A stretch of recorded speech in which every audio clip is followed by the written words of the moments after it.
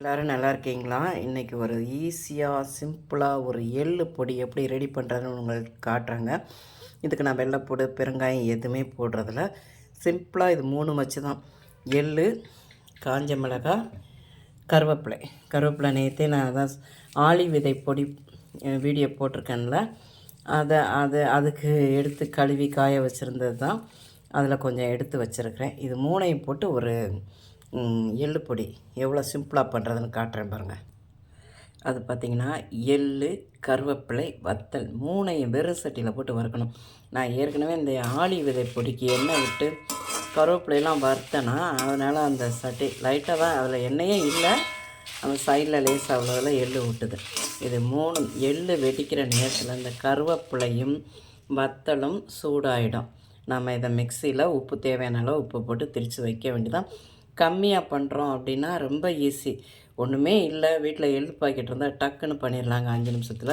இந்த பொடி வச்சு சாப்பிட்றதுக்கு செமையாக இருக்கும். இதை நான் பண்ணி காட்டுறேன். இப்போ எல்லாத்தையும் ஒன்று போல் வறுக்கணும். எள்ளு வெடிக்கிற அளவுக்கு வறுக்கணும்.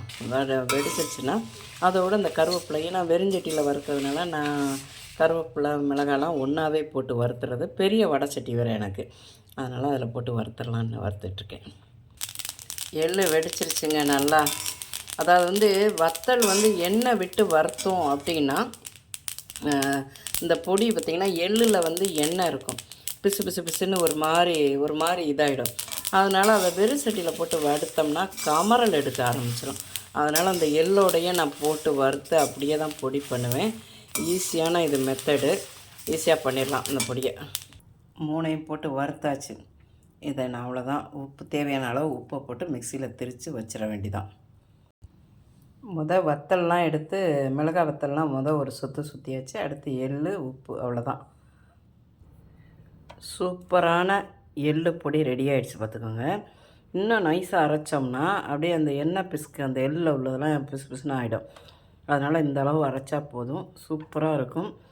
இட்லி தோசைக்கு தேங்காய் சட்னியோடு இந்த வெறும் எள்ளு பொடியை மட்டும் வச்சு சாப்பிட்லாம். செமையாக இருக்கும். இந்த இது உங்களுக்கு பிடிச்சிருந்தால் பார்வதி வீட்டு சமையலுக்கு ஆதரவு கொடுங்க. ஓம் சாய்ராம்.